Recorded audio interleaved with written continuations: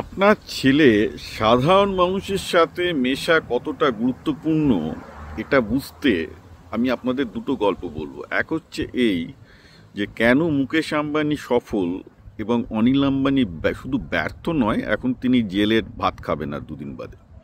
অর্থাৎ এত billion dollar থাকা সত্ত্বেও তাকে জেলের ভাত খেতে হচ্ছে, হোয়ারাজ মুকেশ আম্বানি কিন্তু তার সম্পত্তি বাড়িয়ে আছে। দুই ভাই মুকেশ এবং অনিল, মুকেশ সফল, অনিল ব্যর্থ। কেন? এটা খুঁজতে গেলে তাদের চাইল্ডহুডে খুঁজে যেতে হবে।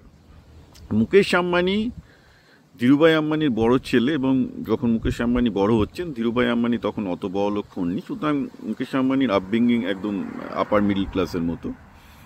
এবং মুকেশ আম্বানি যখন বিটেক করে বেরোলেন, আমার ধারণা নেই কেমিক্যাল ইঞ্জিনিয়ারিং বা মেকানিক্যালে বিটেক করেছিলেন, করে সঙ্গে সঙ্গে তার বাবা বললেন তাকে তার ফ্যাক্টরিতে ঢুকতে হবে, এবং ফ্যাক্টরিতে ঢুকে তাকে ম্যানেজিং ডিরেক্টর করা হয়নি, একদম লোয়ার গ্রেডের ইঞ্জিনিয়ার করে ধীরুভাই আম্বানি তাকে ঢোকালেন এবং তাকে একজন উপযুক্ত বস দিলেন।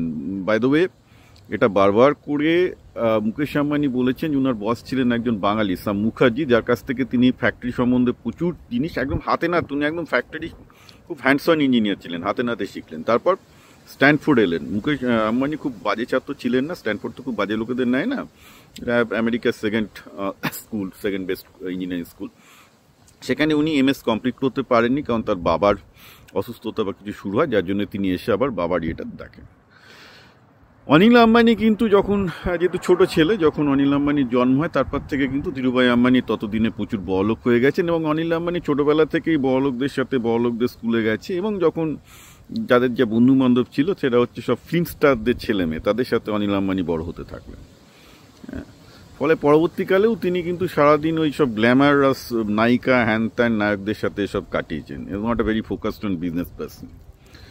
পরবর্তীতে যা হয়েছে, বিজনেসটা শিখতে পারেনি, সাধারণ মানুষকে বুঝতে পারেনি, টেকনোলজিকে বুঝতে পারেনি, যার জন্য তাদের সম্পত্তি দুজনাকে ভাগ করে দেওয়া সত্ত্বেও অনিল আম্বানি দায়িত্ব নিয়ে তার সম্পত্তিটা ডুবিয়েছেন। সেখানে মুকেশ আম্বানি তত্তর করে উঠে গেছেন, কারণ তার পা মাটিতে ছিল, অনিল আম্বানির পা ছিল বলিউডে।